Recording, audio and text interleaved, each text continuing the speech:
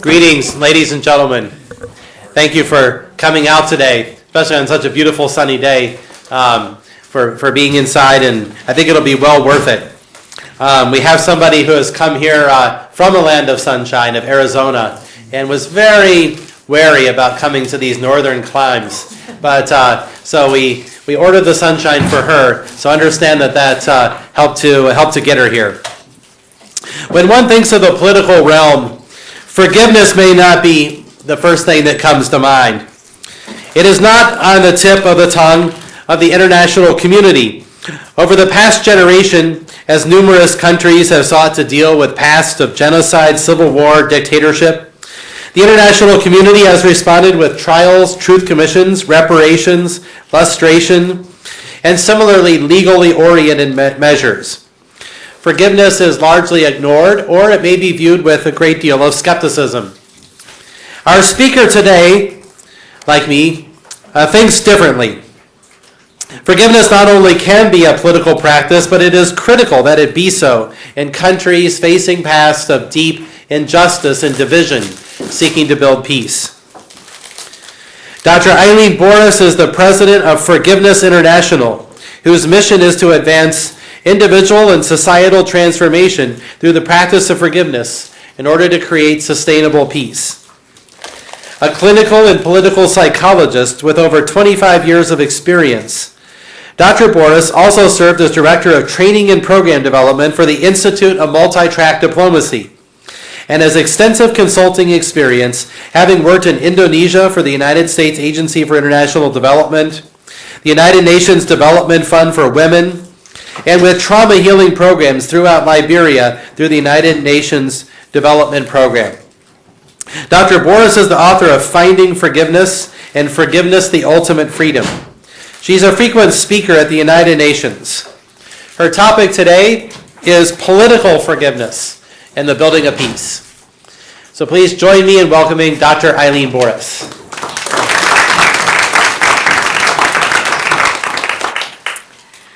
It's such a pleasure to be here, and I was teasing Dr. Philpott. I said, when I come here to speak, make sure your snow is done. Make sure you do a sun dance for me, which apparently it worked, because when I left home, I found out that yesterday was 95 degrees. Yeah, so I must admit, when Dr. Philpott was saying as we were walking here today, he said, oh, it's so bright and sunny and warm, I was kind of thinking, it was pretty windy and cold. But I've had such a warm reception from everyone that I have seen so far. Dr. Philpott's been wonderful, and even Kevin, who's taking these pictures, that the warmth is far beyond any cold that I could be experiencing. So I'm very excited to be here today. So it's my pleasure to speak to you about the role of forgiveness and peace. Peace. What do we mean by peace? It's something that we all speak about, something we say we all want, something that we say is a good thing. But do we really know what peace means? You cannot build or rebuild societies or nations without understanding what peace stands for. And you can't have peace in this world if you don't have peace within yourself and within your community. Our world today is at war. From continent to continent, there's an absence of peace. We live in a world where there's killing, conflict, injustices, all kinds of things, corruption, which are commonplace. And I, for one, am extremely concerned where we stand in this world today. It seems as if we go from crisis to crisis all around the world every single day. We see that there are bombings in Africa, in Afghanistan, in Pakistan, that are killing and maiming people. We see that there's a civil war that's out in Syria that is tearing a country apart. And of course, we've all heard about ISIS and their beheadings and the murdering and the torturing of innocent hostages. that today the world that we're in is severely lacking in peace. There cannot be any possibility of peace in war zones, in countries that have been torn apart, in communities and countries that are experiencing racial injustice, all kinds of discrimination, corruption, without two key elements: forgiveness and intention. Peter Senge, an organizational learning and systems thinking expert, and author of the book The Fifth Discipline, and Daniel Goleman, the author of Emotional Intelligence, discuss in their book The Triple Focus the importance of developing a triple focus skill set which focuses on the inner, the other, and the outer.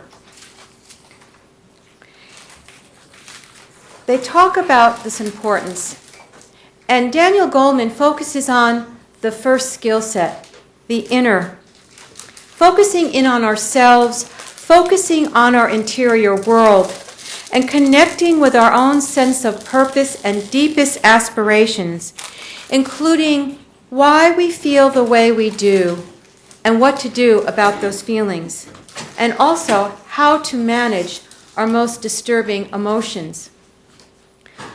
Goleman discusses another important focus, the other, being able to tune into the way the other people are feeling, being able to understand another person's reality, understanding their perceptions and their perspectives, and not just coming from our own place.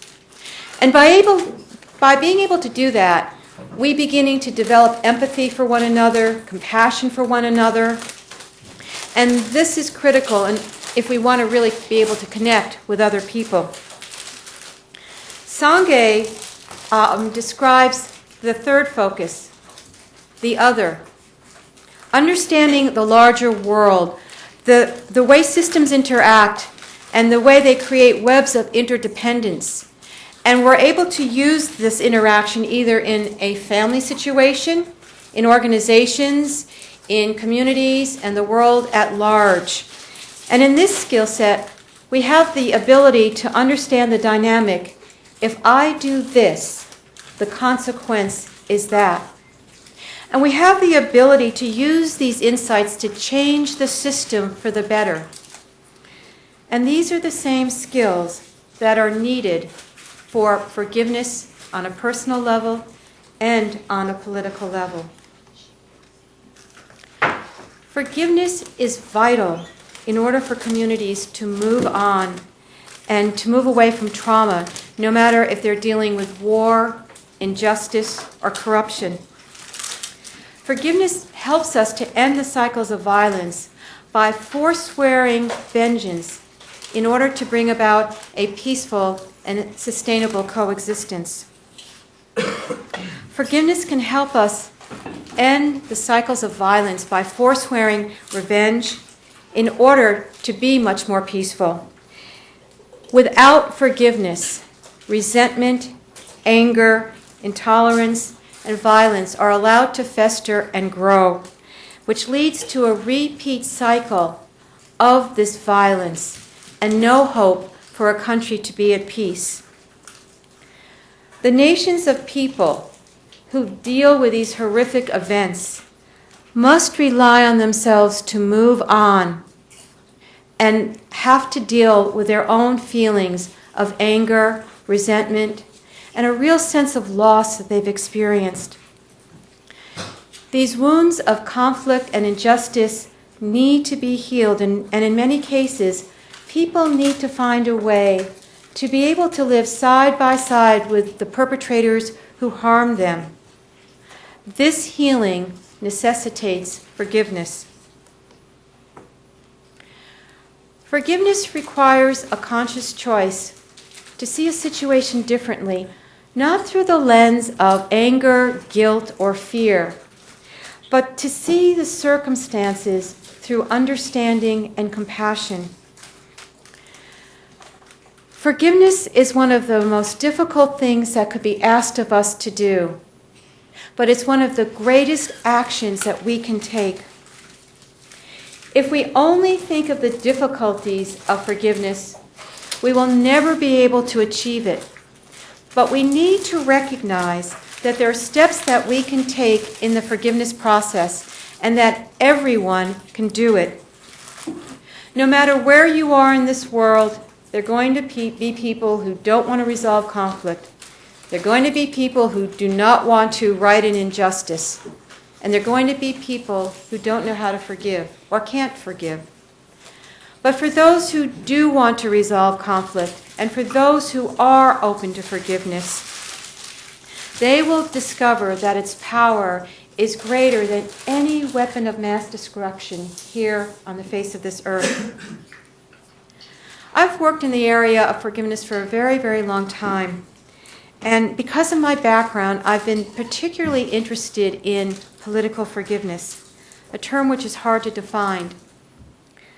When I was young, I remember learning about the Holocaust, and I remember thinking that this should never be allowed to happen again to anyone, anywhere.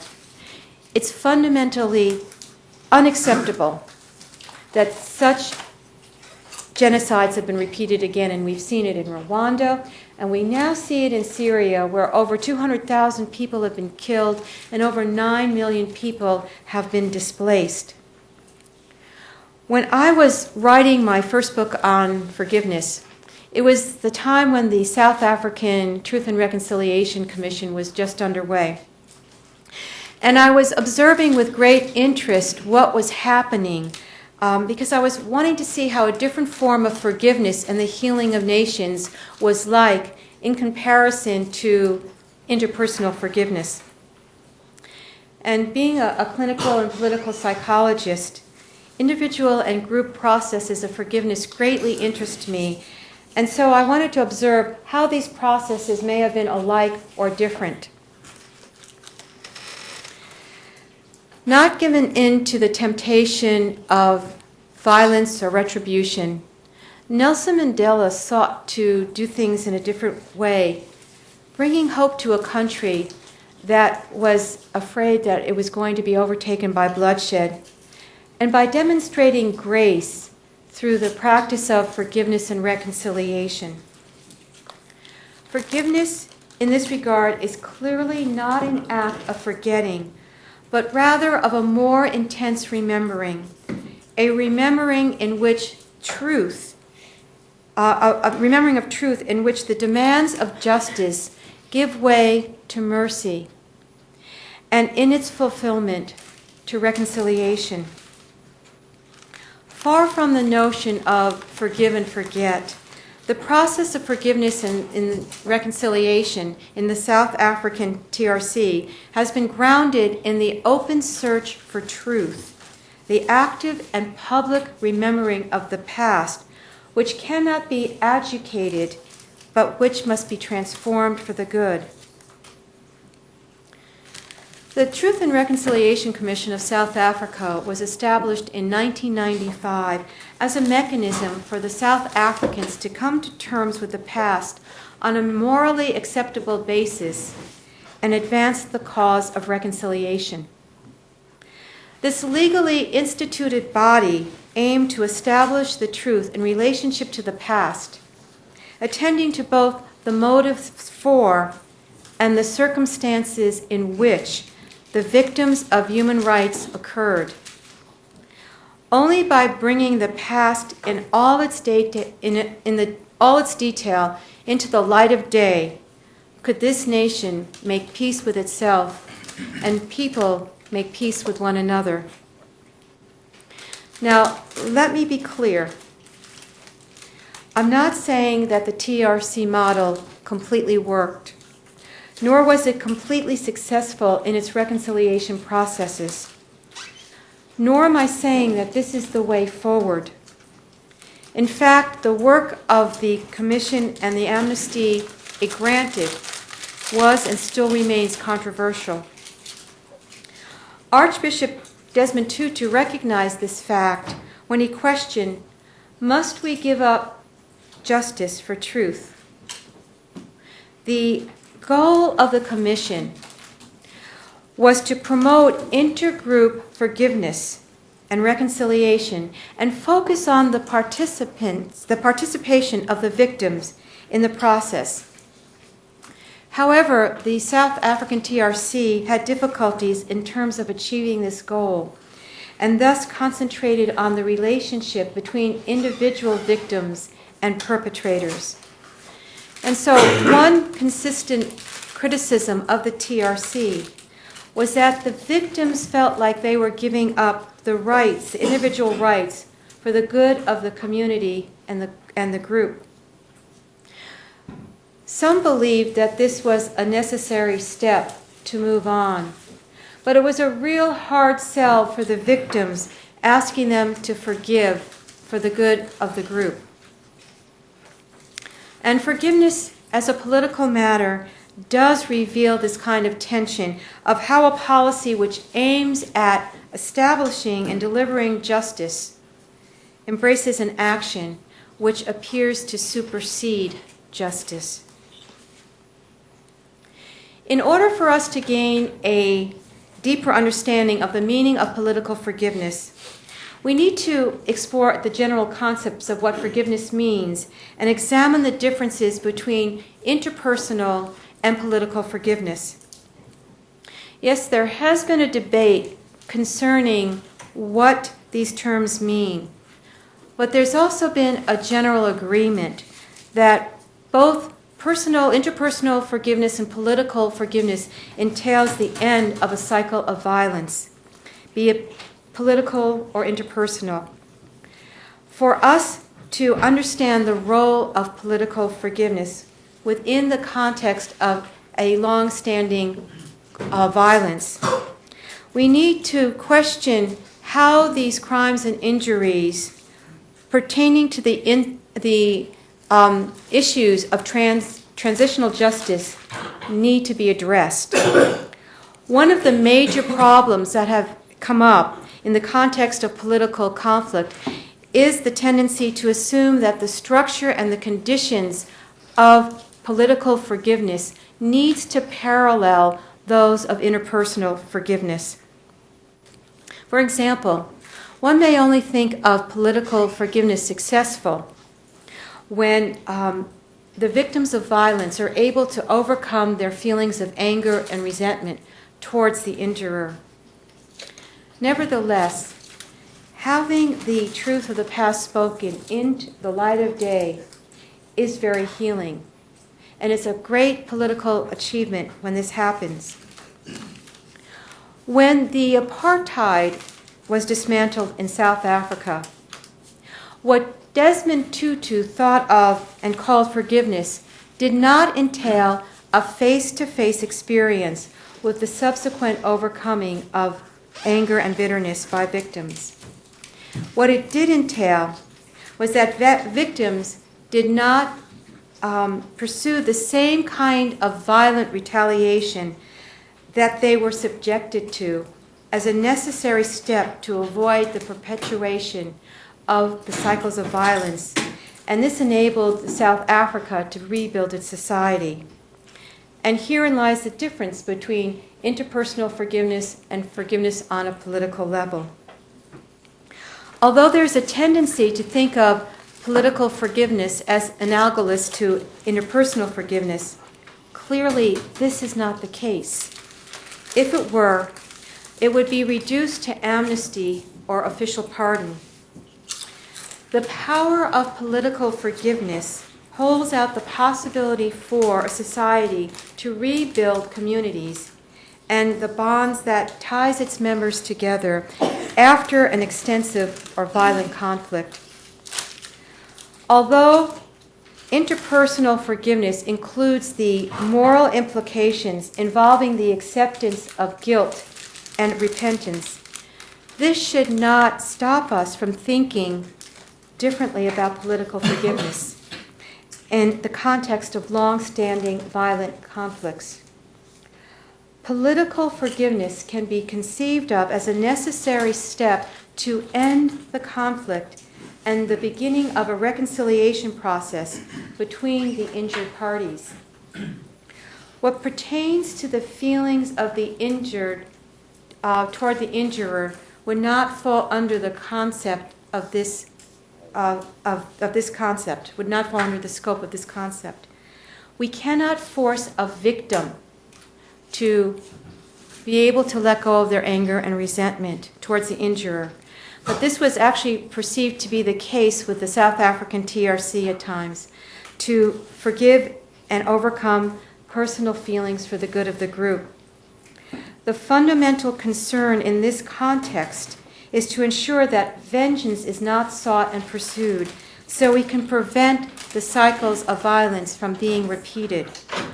And so within this context, political forgiveness can be seen as a viable option for the success of successful conflict resolution. Forswearing revenge is the key motivation behind political forgiveness. Concerning political forgiveness, in this vein, aids in disentangling this concept from the connections to overcoming resentment. Asserting that political forgiveness can only take place when overcoming resentment is in stark contrast to one relinquishing this desire to seek revenge against those who caused the pain that were suffered. If we were to assume that forgiveness is an exclusive response to evil in a moral, interpersonal sense, then it would be impossible for communities decimated by violence to be able to rebuild itself. Although victims may not be able to completely forgive perpetrators of crime, both can engage in a process of seeking to stop these cycles of violence and to help draw a conflict to a close. This does not mean that political forgiveness implies impunity or forgetfulness. There are institutional forms of constructing historical memory, which we've seen through the South African TRC, as well as processes of transitional justice, which we can see through different forms of transitional and restorative justice. Violence directed at those who are responsible for the hurt and the pain and the suffering that people have experienced in such places such as South Africa will certainly not undo the effects of what has happened. And so forgiveness accepts that the past is unchangeable, but asserts that our responses to it are not. This is a highly transformative way of thinking about forgiveness. We cannot change what has happened, but we can make sure that our future is different, so in a way that we do not repeat the past mistakes, but we must have the intention to do this. While I agree that we need processes of public truth-telling, where the events of the past are laid bare and dealt with, there needs to be a central policy of peace building in post-conflict societies that expand beyond this. Each situation is unique. Each conflict is unique. And I don't think there is one singular post-conflict plan that can be developed and instituted in all areas of conflict. We can develop policies, and then we can decide which part of these policies can be initiated in different situations that can be part of a peace-building and reconciliation process. Political forgiveness arises out of a social necessity when confronted with long-standing violence.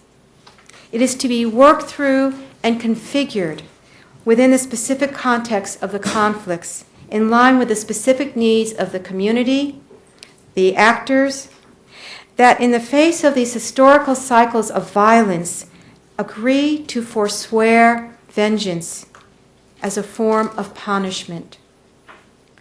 Political forgiveness is a form of action that, tailored to the conflict it has endured, helps a nation open up new paths to once and for all end conflict and to come to terms with its consequences so we can have finally a lasting type of peace. In this sense, it does not address the status of psychological overcoming of feelings that a person may have towards the injurer. Rather, it refers to a broad social context that is constituted by a multiplicity of subjects in a political scenario. This means that it doesn't focus on the psychological transformation of one person. Instead, political forgiveness focuses on the transformation of the social field that sustains them. The key importance of giving ground to political forgiveness is to construct a space in which the society as a whole can commit to rebuild themselves anew under a new logic with new actors. This would entail a reshaping of the frames of recognition in which people accept one another as a legitimate partner in the political arena, and with coming to terms of the past as playing a key role. We ought to take into account that asking for or demanding forgiveness in a political context is first and foremost structured around the acceptance of the crimes done and the recognition that harm has been done to victims of the conflict. As pointed out by the Jewish philosopher Hannah Arendt, political forgiveness is a way to deal with the irreversible situations without being paralyzed by the impossibility of ever coming to terms with what has been done. So what importance does political forgiveness have in resolving long-standing conflicts? And what does it look like? A long-standing conflict that can serve as a wonderful example is what's going on in Colombia today. Colombia is a highly complex conflict with a multiplicity of factors that has contributed to the continued presence of an internal armed conflict for over 50 years.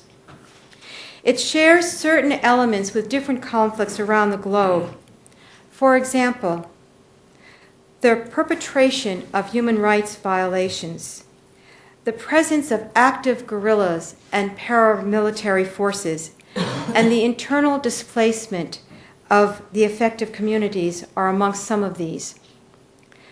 There are other factors as well, such as drug trafficking cartels, and a historically continuous democratic regime, which provides an interesting kind of social backdrop to what was going on in Colombia and really kind of differentiates Colombia from many of the different conflicts around the world.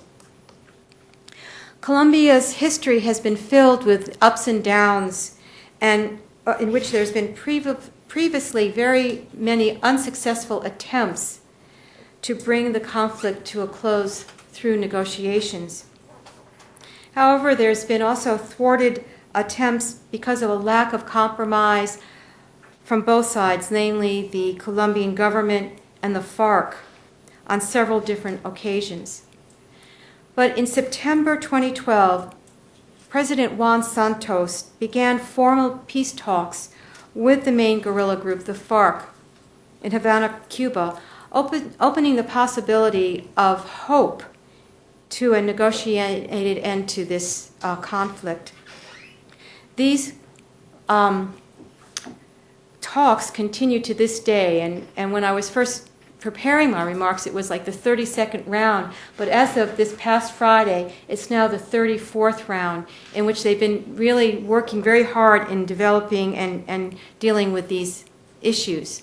And so there's been great success. It's been very positive, and it still continues to be very positive. And it's really moving on to being able to really secure a peace deal with what's been happening. And so this makes Colombia a perfect example of how can we really begin to implement the possibility of a post-conflict phase in Colombia's history. The main goal of forgiveness on a political level is to stop the cycles of violence that have been so prevalent in Colombian society by forswearing any forms of retaliation regarding a previous injurious action. When we look at political forgiveness in the context of long-standing violence, we are not talking about empty diplomatic actions or about normative standards for each individual actor to overcome personal feelings about the other. Political forgiveness is a form of action that ties everyone together under the compromise of not avenging injuries.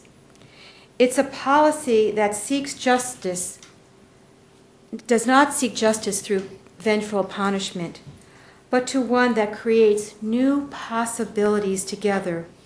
It binds people in the acknowledgement of the different forms of violence and conflict that were generated, the physical, the structural, systemic, and allows for the possibility to overcome such forms of violence by not perpetuating its workings, but by rather transforming the frameworks that structure lives and identities.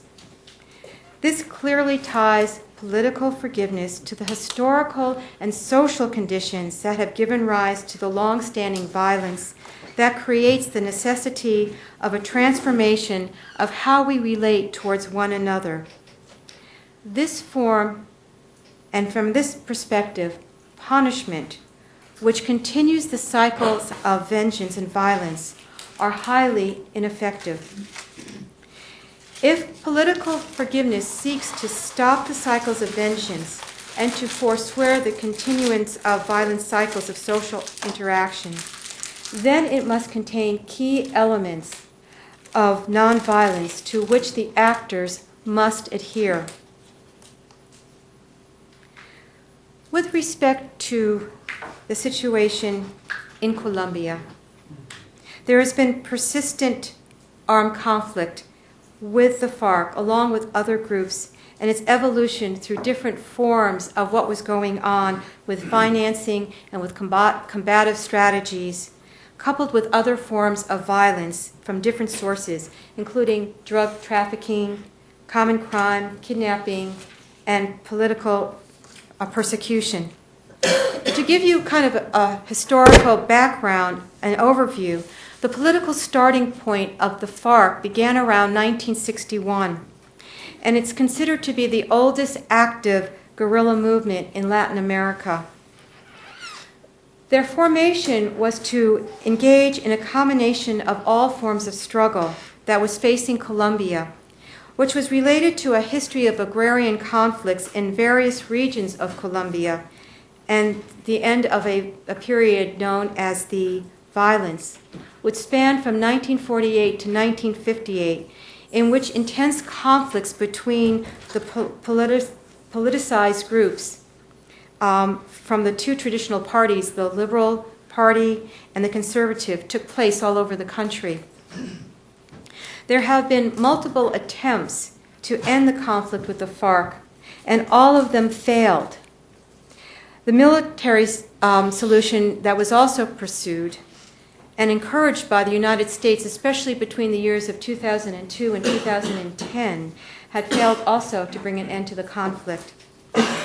Throughout the conflict, both the state and the FARC have insisted on continuing retribution through violent crimes and violent means, while self-justifying their insistence on such forms of retribution. However, the current president, Juan Santos, who has been also re-elected in Colombia for the years of 2014 to 2018, has decided to recognize the once more important political backdrop of the struggle and has initiated those peace negotiations in Havana, Cuba. Mr. Santos has started the conversation on peace and reconciliation, aiming to bring a satisfactory conclusion to the negotiations, and most importantly, has assured the willfulness to engage in the structural reforms that are necessary for the conflict not to be reignited in the future. We could be witnessing the turning point in Colombia's history, the point that brings the social necessity of an end to a violent conflict. This time in Colombia, it's really not about determining who is right and wrong. Rather, it's about the bilateral official forswearing of revenge that sets the conditions for a deeper transformation of the social field that has resulted in the continual use of violence. These are the issues that, in conjunction with the origins of the FARC, are necessary to address when constructing a plan for political forgiveness. We have seen throughout the conflict that a military solution will always fail, and it will only perpetuate a cycle of violence. Trust has been broken, giving way for the need to create a new path to rebuild trust. And political forgiveness is not just a matter of the heart, but rather an unpredictable political action of a nation as a whole to free itself from the burden of vengeance. Instead of furthering a military insurgence, they need to be allowed to have the space to be reintegrated into civic life and face a punishment for their crimes under the framework of a traditional and restorative justice. Colombians are deeply intertwined with a history that shapes themselves through violence. This unrelenting presence of violence has undervalued the political and social conditions and problems that lie at the core of the conflict. Bringing the conflict to an end would set the grounds for a transformation of the way in which political subjects are understood as a legitimate part of Colombian democracy. This is an issue that needs to be addressed if the reoccurrence of the conflict is to be avoided. Political forgiveness would be an unprecedented political action that would halt the cycles of violence and revenge and allow for the possibility of a new, peaceful future. It would also simultaneously form a relationship to the history of the conflict and the remembrance. An acknowledgement of this would foster awareness of what has happened to ensure that it would not be repeated again. The renouncing of revenge allows for a new beginning and frees future generations from this constant cycle of violence and would open the possibility of a different future for communities that have endured so much conflict and violence. The process will need to foster structure of tolerance, especially towards the demobilized combatants that wish to be reincorporated into civic life, as stigma and intolerance around them would make it impossible for a solid and sustainable scenario of reconciliation to take place. Reconciliation in Colombia will be a long, hard, and testing path to follow if the peace dialogues do in fact become successful. For Colombia to at least partially achieve the structural transformation that would provide new conditions to rebuild itself anew, we need to keep in mind that political forgiveness is not exhausted by institutional actions, and thus no one is exempt from the shared responsibility of reconciliation. Communities decimated by violence are not communities anymore. They are a collection of individuals who have experienced great loss, pain, and suffering. The first action that must be taken in post-conflict societies is an attempt to heal and recognize those decimated communities as an integral part of the past and that have a need to be rebuilt again to create sustainable peace. Communities are vital. The Schools of Forgiveness and Reconciliation is a program that helps individuals heal from domestic and political violence and teach us that by helping people let go of their anger and heal their anger and are taught how to forgive, that this process can really help people let go of their grudges. This is how we begin to build and, in a sense, rebuild a community. The Foundation for Reconciliation in Bogota, Colombia, and its sister organization, Forgiveness International in Phoenix, Arizona, are nonprofit organizations that were established in 2003 and 2008, respectively. Their mission is to reduce the incidence of interpersonal and communal violence and thus contribute to the peace-building process in Colombia and the wider world, and to promote a culture of forgiveness and reconciliation. These organizations are now active throughout every country in South America, in Mexico and Cuba, and are now expanding to English-speaking countries in Africa, in the Middle East, and in Eastern Europe, particularly in geographies where the patterns of violence have been so entrenched. Another program that I would also like to mention is one that can be adapted and implemented in post-conflict situations around the world. And this is a program called Famble Talk, or Family Talk. Famble Talk is a national initiative that began in Sierra Leone and addresses the needs to foster a lasting peace from the village level on up in post-conflict communities. It began as a 3 to 5 year program and was built on the traditional methods of reconciliation at the community level. Famble Talk represents a way of drawing all members of Sierra Leone, whether they be the victims, the perpetrators, or the witnesses, back into the Sierra Leone family. The policy of Famble Talk, which was instituted as a means to bring the community back together as a result of a conflict that tore the country apart, is to help communities reconcile with one another in a way for people to move on, not forgetting about the past, but not letting the past define its future, and draws on the age-old traditions of confession, apology, and forgiveness. These Famble Talk meetings and ceremonies serve to strengthen and harmonize community members, including a strong network of support for all of its members, and a community that is striving to actively seeking to make itself better at home, with each other at large, and with respect to its politics.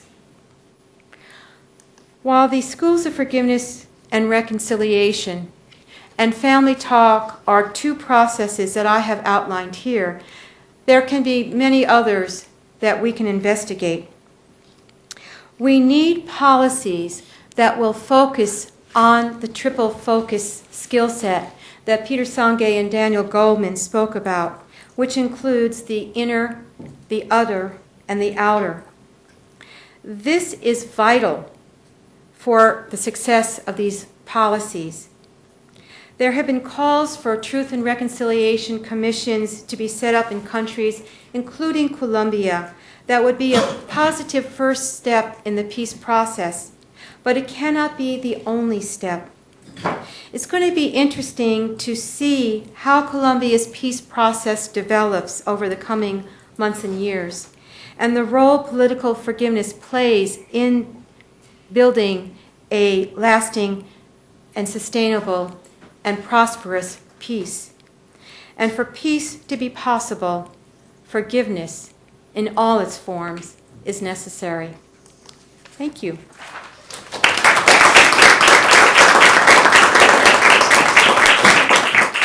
Now, I understand it's Q&A. Do you want to lead it? Or Why don't you just field questions as you like? okay. Unless you want me to, but we're happy to have you just. Okay. I need to be wired for sound, and I already warned Kevin here that I could blow it out. So while he's taking care of me, I know I gave you a lot of information.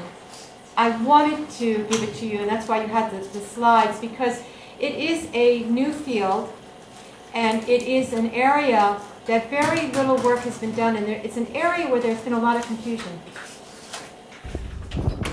He's trying to wire me for sound. Let me see.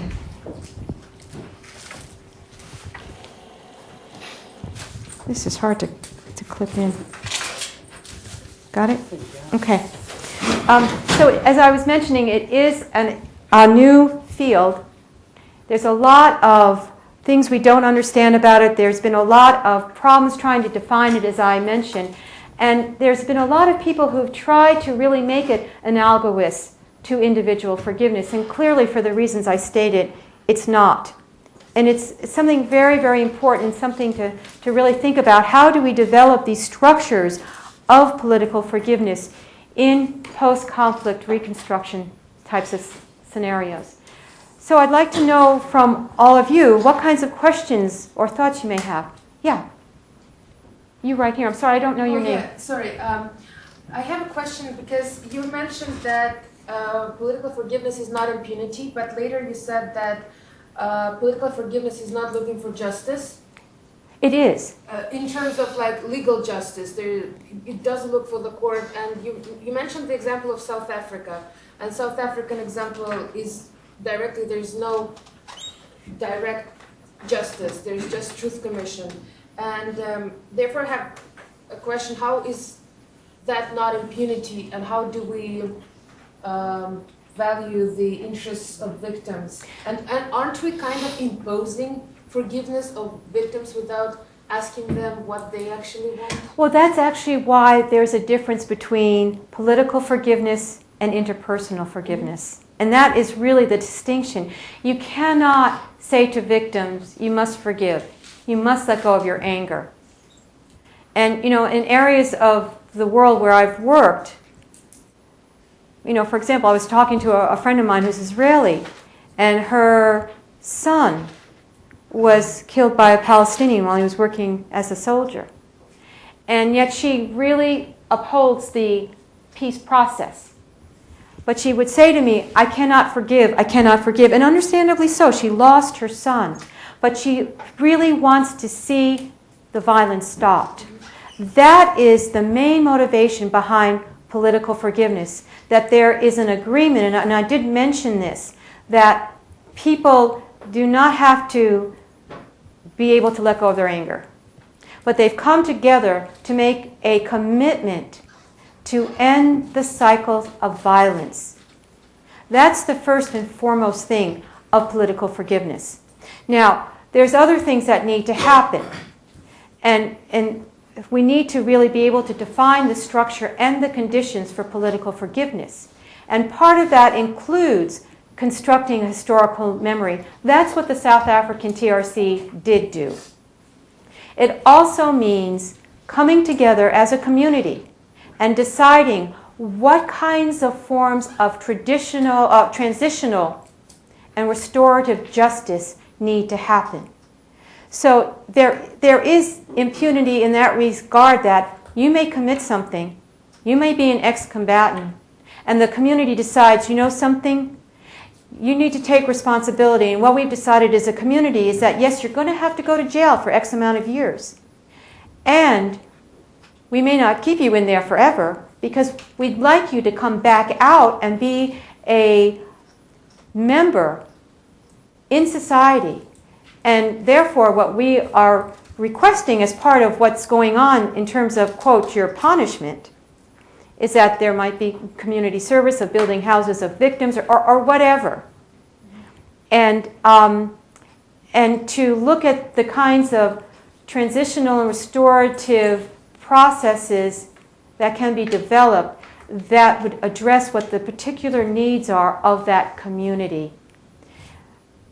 What I was saying about punishment is that it cannot be punishment that is vengeful, that will precipitate the perpetuation of cycles of violence, and that's the difference. Thank you. Mm-hmm. Yeah, right over here. You. Yes, so I had thanks for the great talk.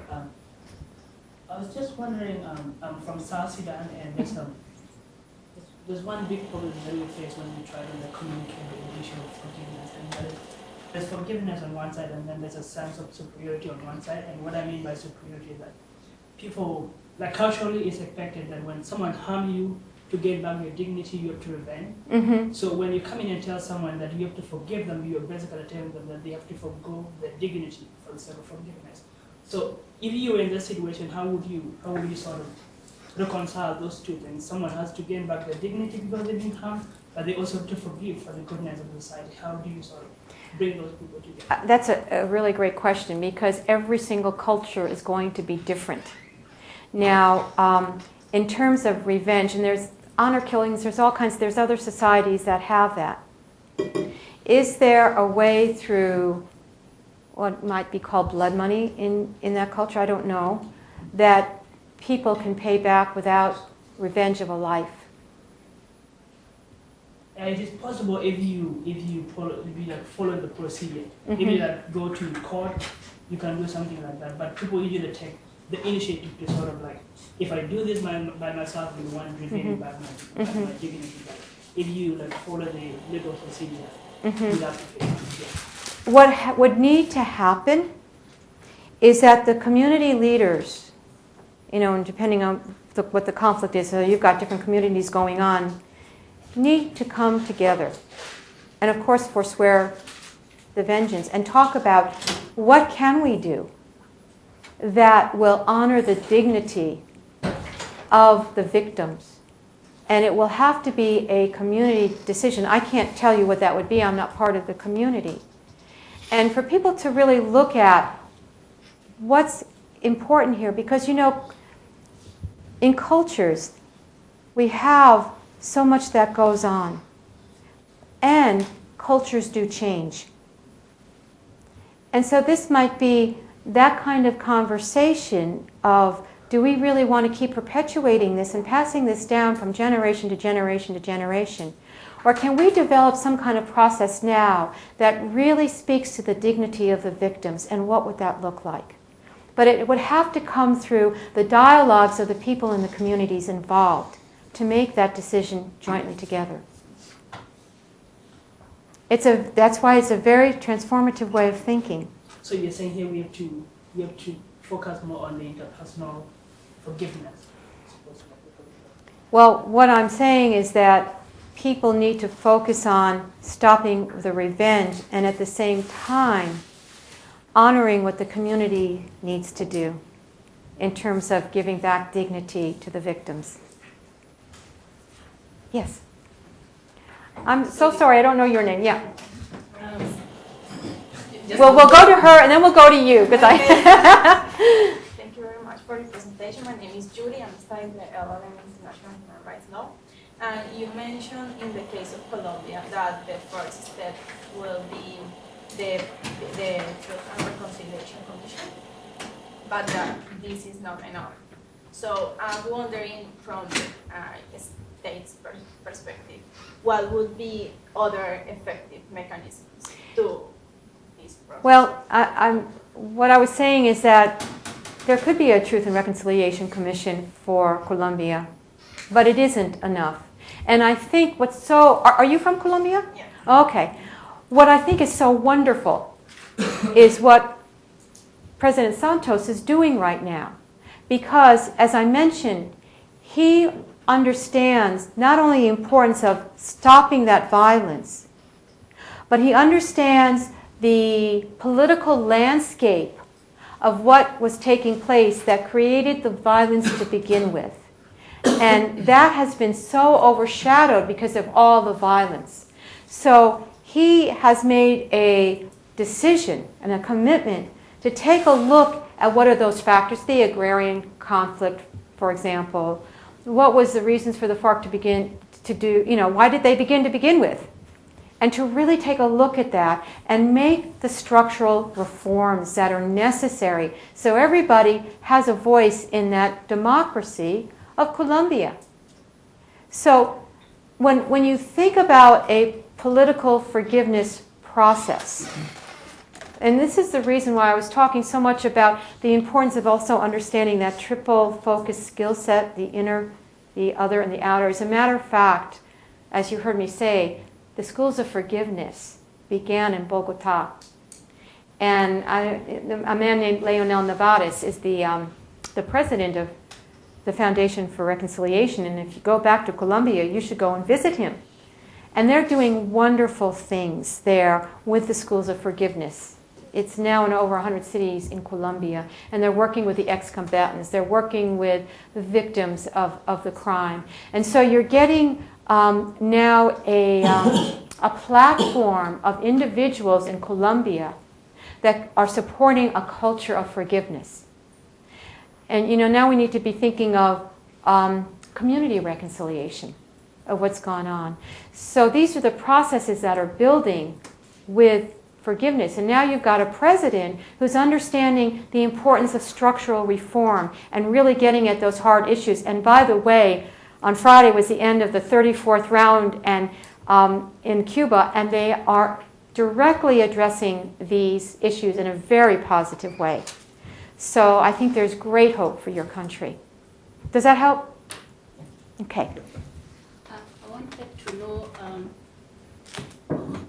the relationship between political forgiveness and transitional justice. Is one a component of the other? Because from your presentation, seemed like some of the things you talk in transitional justice are similar to what you're talking about, and like things like community reconciliation initiative, memory at community level are new things that are coming up in transitional justice. From especially in Africa, we have communities countries that are adopting community-led forms of what we call transitional justice. So is it political forgiveness? Is this a component of transitional justice, or is transitional justice a component of political? I almost see transitional justice as a component of political forgiveness. What country are you from? Kenya. Kenya. We need all these pieces. We need all these pieces because people do need to be held accountable. People do need to be able to own up to what took place. And then the opportunity under the umbrella of political forgiveness is to begin to work anew. So we now have the new actors. We now have a new frame of working with, that the community decides, okay, what is, and this is where the creativity comes in, of what kinds of transitional justice do we want this to look like? Do we want it to look like a South African TRC, or is there something else? And that's why I actually mentioned Fumble Talk, because what they do are you familiar at all with that process, the Fumble Talk, family talk? The communities are prepared. And, and they come in dialogue to talk about this and what they want to do. And eventually they have a bonfire. And the victim comes up and starts saying, okay, I know you're here, you did this, this, and this, now you need to come out.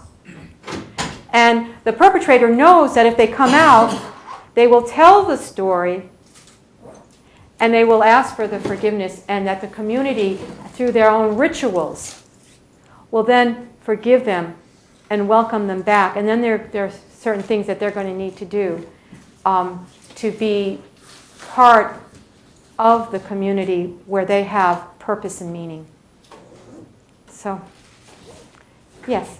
Hi, thank you very much for your conference. My name is Andres. I'm from Colombia too. Oh. I'm a human rights lawyer. That shapes also my understanding of your topic because it looks very abstract for me and difficult to work with. And I cannot understand even the concept very good. It seems like a very eclectic concept with mixed transitional justice and a peace process.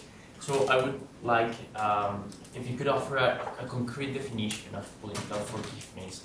And this is my doubts. One is that I don't see the distinction of the political forgiveness and interpersonal forgiveness, because the examples you're giving at actually the School of Forgiveness and Family Talk are like they seem interpersonal forgiveness. They're working with people. They're not institutional arrangements.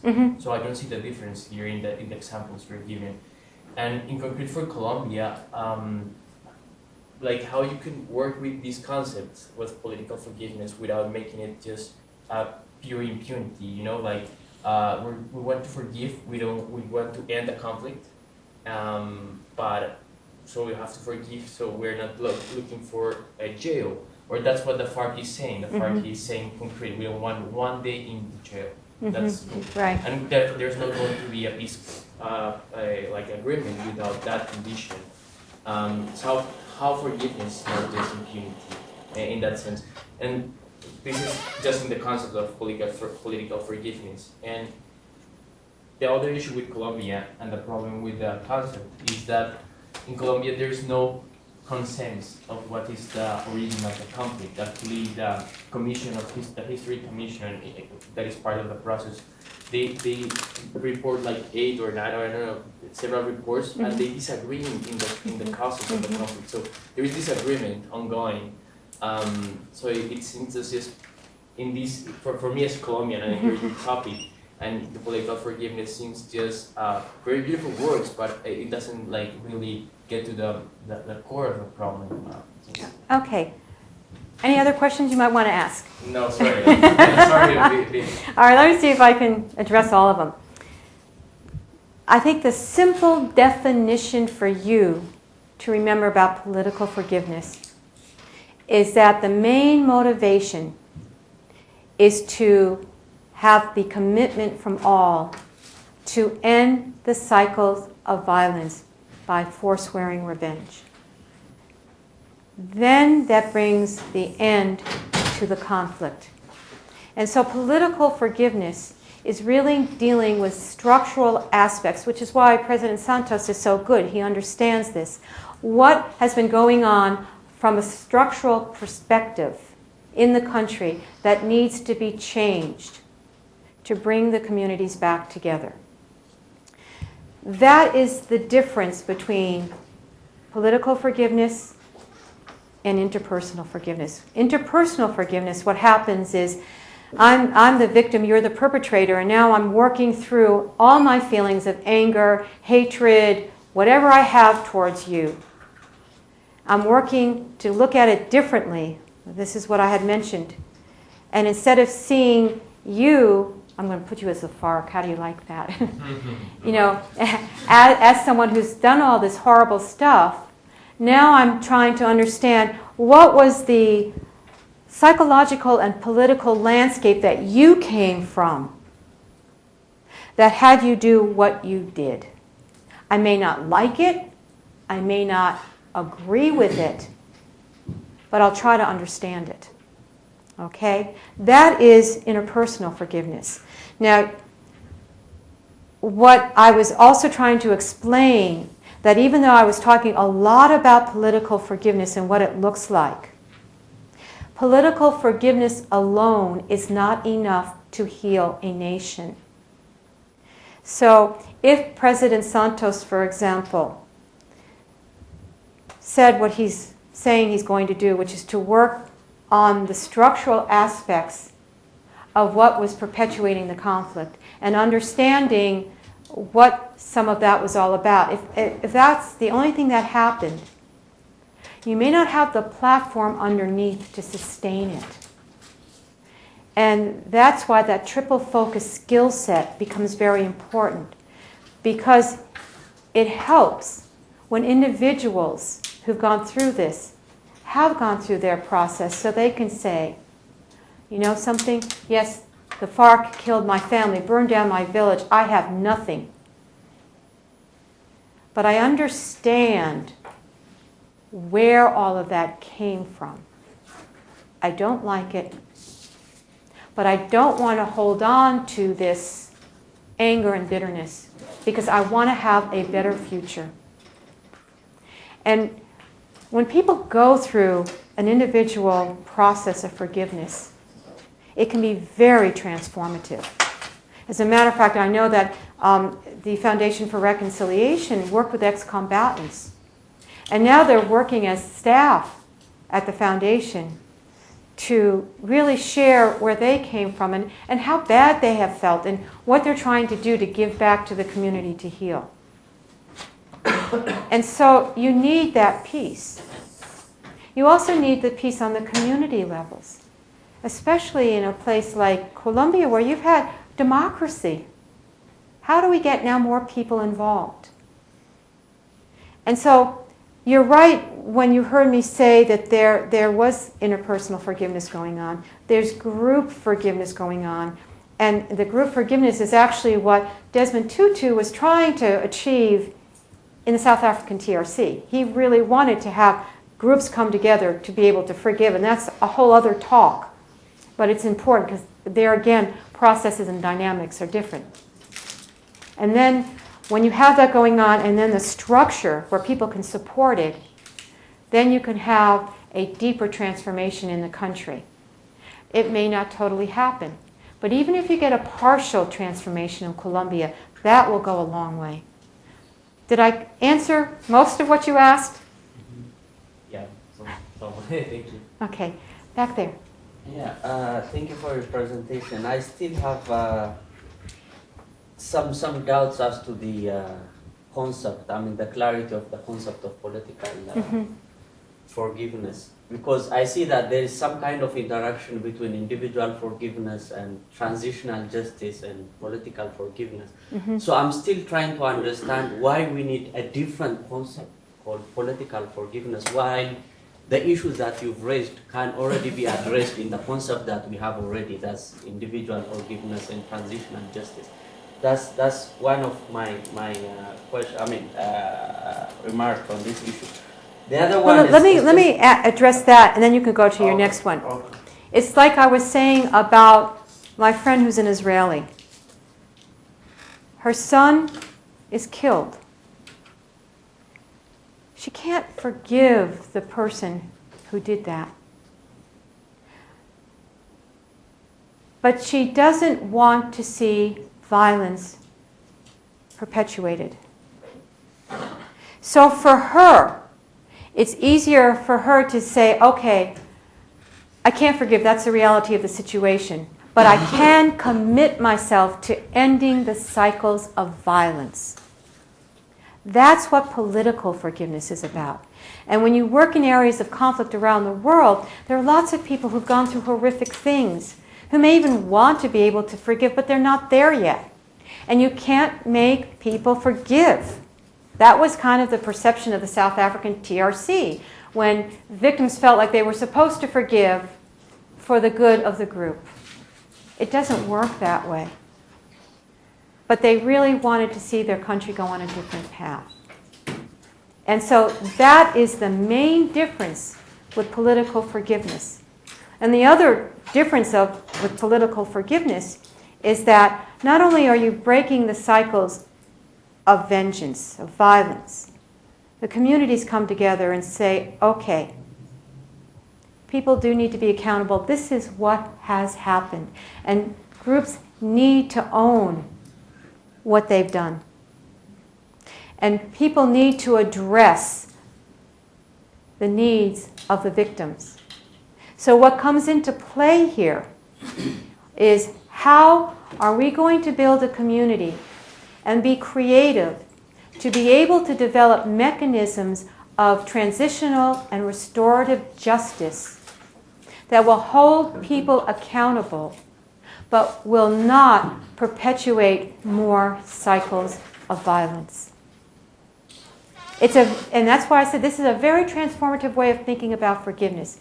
Forgiveness is not an easy thing to do, no matter what level you're on, because it requires a commitment to do things differently. And that's what political forgiveness is about. Does that make sense for you? Yeah. And the second one is, how does political forgiveness relate with amnesty? Well, there again, it becomes a question for the groups involved to decide, do they want amnesty? And if they do, what does it look like? And that's the other difference between political forgiveness. If it were interpersonal forgiveness, there would always be amnesty, and there would always be official pardons. But that may not be what the communities decide. It becomes the responsibility of the groups involved to decide what would work best for the situation they find themselves in the conflict that they've endured. Yeah. Okay, my question focuses on one particular corner of Colombia called Las Babas. Are you familiar with that? Is that in the north? Where is I'm not that? exactly sure what part of the country it's in, to tell you the truth. But what I do know is that it is an agricultural community. Right. It is a peasant community, which finds itself currently and continually under threat by corporations wanting their land for commercial purposes. And corporations hiring paramilitaries to harass the community, vandalize their property, just creating all kinds of pressure to push these people off their land. And the government is not coming, despite the appeals from the community, has not come to the aid of the community so they can reassert their land rights. So this is a contemporary phenomenon. Okay? What you have talked about has mostly focused on what is behind us, what is past us. How can this theory that you've been presenting here, how can that apply to contemporary processes so that they don't progress to the community has been resisting nonviolence up to this point. The very people committed to that. Okay, and all the violence has been coming from those who are after the campesino land. So how do we apply this process in a contemporary situation to keep it from getting worse so that the campesinos can have their rights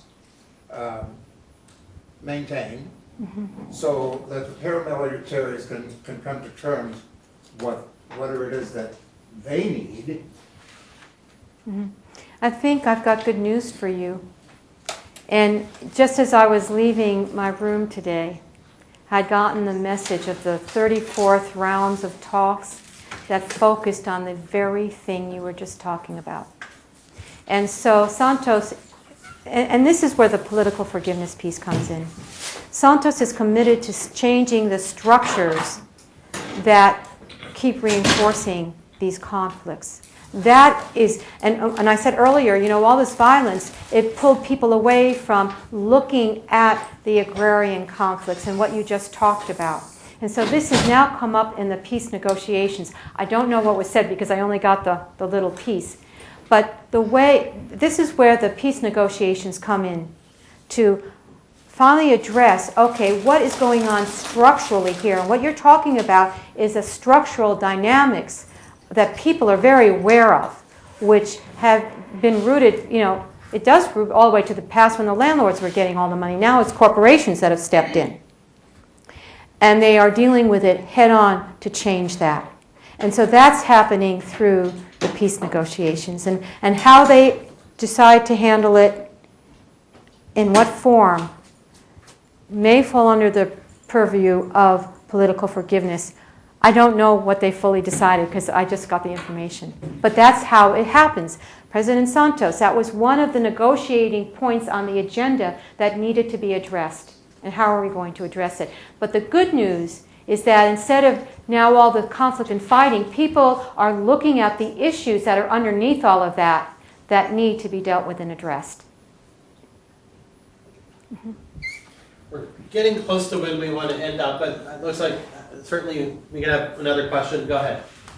Yeah, just I might have missed this in your talk, but I'm quite curious what starting about the role of perpetrators is in political forgiveness. Is it one-side thing, or do perpetrators have a role, and what is the role?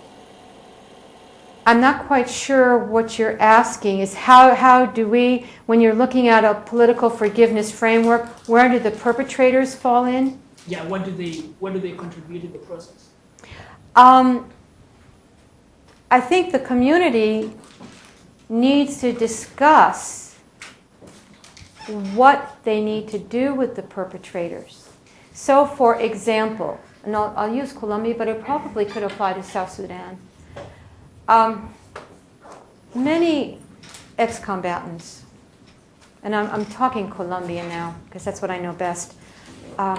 Some of them are child soldiers. Some of them have been taken at a very young age and been drugged to kill. I mean, I don't even want to go into the horrific things that have happened. Some people might even join the FARC because they thought it was something that supported social justice. So you've got to take a look at what was the motivation behind what the perpetrators did. And then what is the best thing that the communities can do to hold them accountable on one hand and develop a process which can eventually, hopefully, reintegrate them back into the community if that's what they want to do.